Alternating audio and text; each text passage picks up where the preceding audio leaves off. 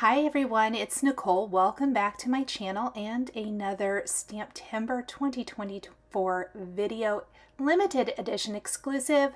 Today's focus is on Pink and Main, this Flurries of Love. There is a stamp die combo as well as a stamp set only. We're going to start by stamping and coloring the images from this set. I'm going to do about 4 of the images for a snow globe shaker card today. As always with my videos, I hope to inspire you whether you purchase the exclusive limited edition or not, hopefully creating a card that you could even create or recreate with supplies in your stash. I am stamping my images, the outline images, with intensified black ink from Hero Arts, and I am stamping the hearts using Lawn Fawn Lobster ink. Full disclosure, I did not have the coordinating dies for today's project, so I did use the scan and cut to cut out everything that you see here. So if there is some die line differences between this and the coordinating die set, that will be why. I am using Olo markers to color my images today. I have also stamped everything on Nina, 110-pound weight, smooth white cardstock. I also really love coloring on Hammermill cardstock for a white base. And if you want to color on something that is not white, I really love the Desert Storm cardstock. All of the color combinations I'm using today, I do have the caps shown on the screen, and the colors will be listed in the video below, or in the description below the video here on YouTube, as well as over on my blog for easy reference. I am doing a pink-red combo. I'm pretty sure that I did a pink-red combo for last year's Pink and Main collaboration. There is something about the images, I don't know if it's the pink name, but I'm really drawn to the pink-red color combo. Plus, I thought it would be fun to do a pink and red kind of, the hearts lead to that. You're going to see that in the background embossing folder I picked for my card. I just was really drawn to that kind of love theme, but it's a very wintry card, of course. When I'm coloring with Olos, I do like to lay down my dark color first, so you're going to see that in my coloring here today. Lots of little touches of the darkest color, and then I will blend out with my mid-tone and then go to a lightest color. In some cases, I'm only using 2 shades per color family. It really just depends on what I'm coloring. I tried to mix and match the reds and pinks, and even went back. You'll see the brim of the snowman's hat over on the left. I went back after I had blended and did some little lines to give it the look of, or give it that texture, I guess I want to say. You're going to notice that in a couple of places, I will go back for my snowmen and add some little aqua dots just to kind of make it look sparkly, even though it's not actually sparkly. I love doing a little aqua for my snowmen. I did incorporate one of the penguins. There's snowmen and penguins in this set. There's also a darling little cup. So if you love mugs like I love mugs, I love it. I really went back and forth about what I wanted to create today. I probably spent longer on that than the actual card creation itself, but ultimately I decided I felt very drawn to doing a snow globe. And so instead of trying to force myself, I just went where the mood struck me. And I think that's something kind of important to note when you're creating. Sometimes you think you must use a certain image from the set because you really love it, but when you sit down to create at that particular moment, you're not feeling it. I have found that when I force myself, I never love the results. And in fact, this card was not one that just turned out perfectly, you know, with the first try. I actually redid most of this because I really did try to make the mug work, and it just was not working in that moment. I know when I sit down to create with it at another time, I totally would have been drawn to the mug. Or use the mug in a different way. But I really wanted to create a shaker, and this snow globe just popped into my mind. It does happen to be a Spellbinders snow globe set that came out in 2023 from Simon Hurley for Spellbinders. And you'll notice I didn't use any other Spellbinders on this card. Mix and match, friends. I hope, if nothing else, during Stamptember and always here on my channel, that you will be inspired to maybe shop your stash, mix and match with things that you have, and really have fun. I think that is the best part of creating, is you pick up something new. Let's say this Flurries of Love stamp set, and you combine it with things that you already have. That is my absolute favorite thing. Now I'm going in with the aqua. You'll notice I've colored in everything else for these images. It's very quick coloring in real time. I believe it was about a 12-minute video. Obviously, I've cut that way down for the sake of Stamptember and viewing entertainment, enjoyment, whatever you want to call it. But 12 minutes total for my stamping to coloring, which is really, really good. I did blend out the aquas with the 0 marker. Now, blending is kind of not exactly what it is, but it does smooth out those rough edges, which is personally what I really like and what I use that for. I also used it for the tummy area of the penguin.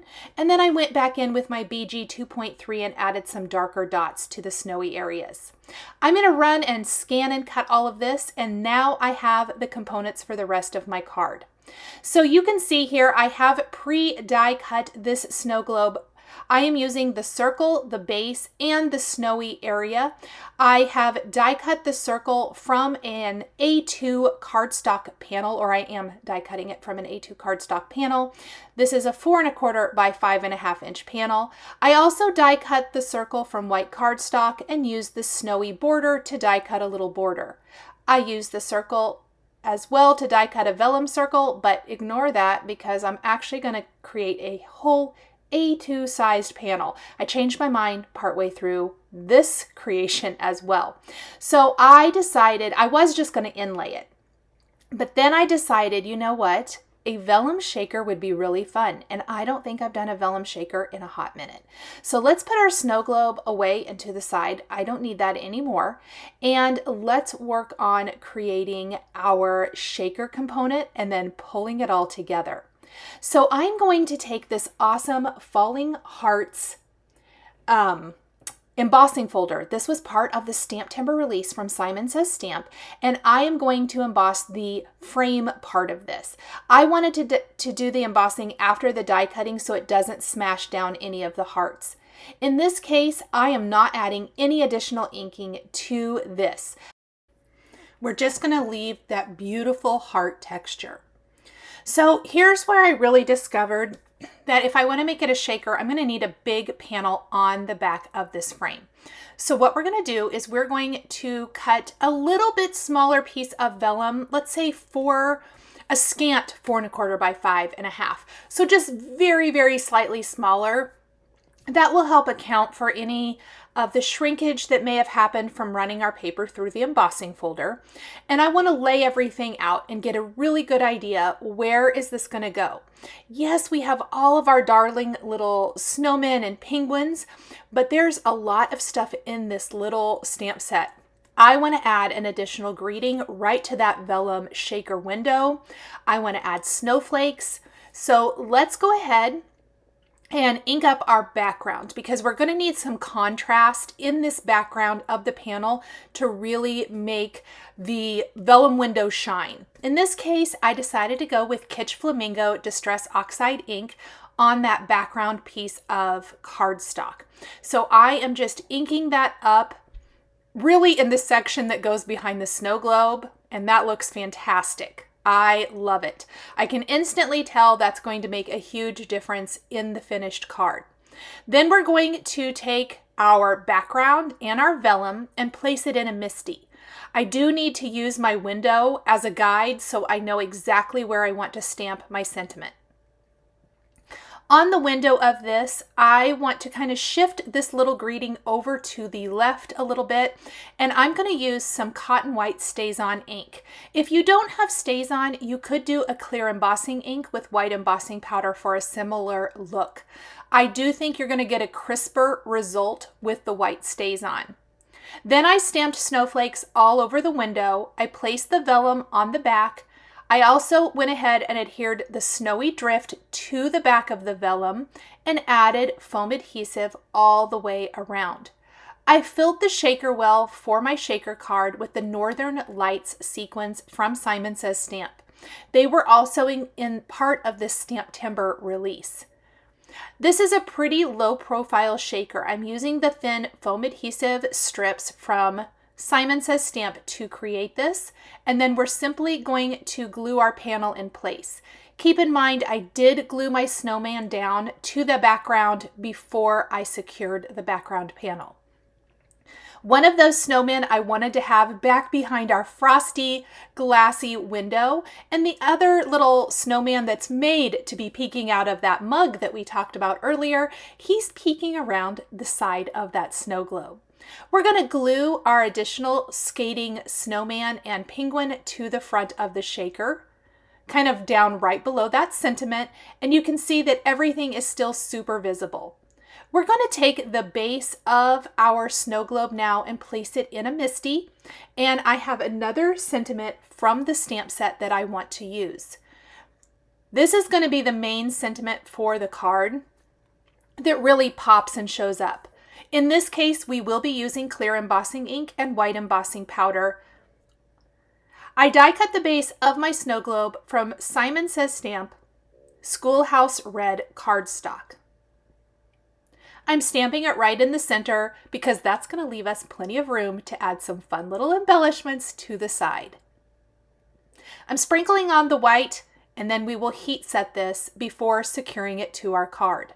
We do want to add a few little embellishments, as I mentioned, that are really going to dress this up beautifully.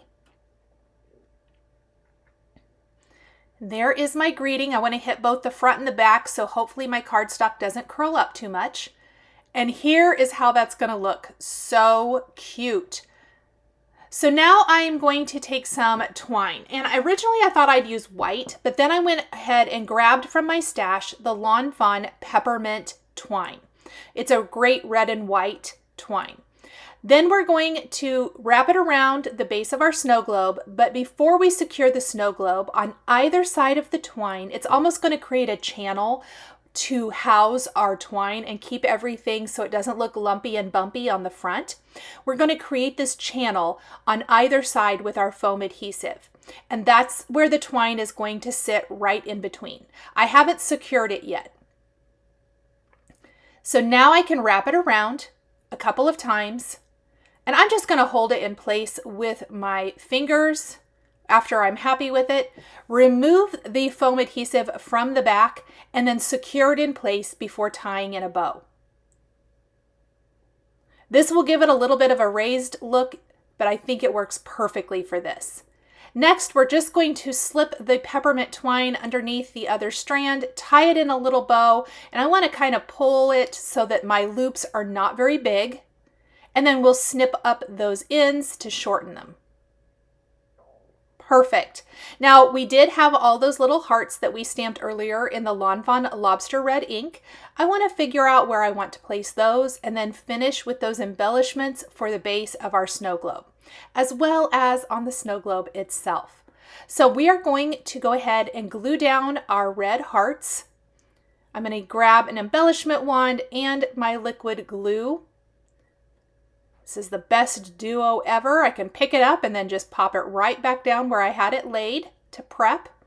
And then we're going to take some of the pink gems from Spellbinders, which are going to be the perfect color for this, and some peppermint clay shapes from Pretty Pink Posh to adorn the rest of this.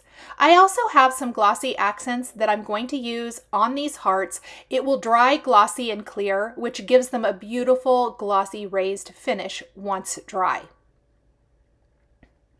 I'm going to put one of these peppermints on either side of the greeting. I love doing this to dress up the snow globe base, and it just adds to that holiday flair. So one on either side, and then we'll simply go with those pink gems, and we're going to place those on either side of the peppermints, but we're also going to place those or scatter those throughout the snow globe. Think the center of some of the snowflakes and also just scattered around the window. I love how the Northern Lights flat sequins inside of the shaker almost look like bokeh. They give you kind of that same effect, which is so much fun. So here are all those little pink gems. These Spellbinders gems are probably going to make an appearance on almost all projects because I love them that much. And then I did think we needed to dress up the bottom of our snow globe just a little bit more, so I'm putting the teeny tiny ones on either side. Thank you guys so much for joining me today for this super fun snow globe shaker card featuring the STAMPtember 2024 Pink and Main set called Flurries of Love. The supplies I used to create this card are listed and linked below the video here on YouTube. Thanks for watching! Thank you so much for joining me today for another paper crafting tutorial. I love being able to share with this incredible community of crafters. I want to give a huge shout out and special thank you to my amazing Patreon members. If you're interested in joining Patreon, please click the link in the description underneath the video here on YouTube.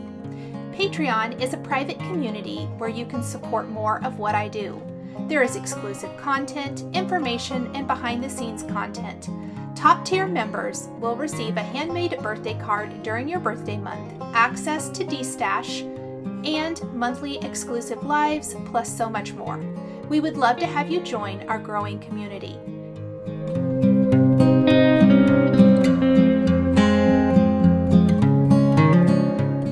Please be sure to subscribe to my channel, click that like button, and don't forget to hit the notification bell to always be notified when I have a new video. Thanks for watching!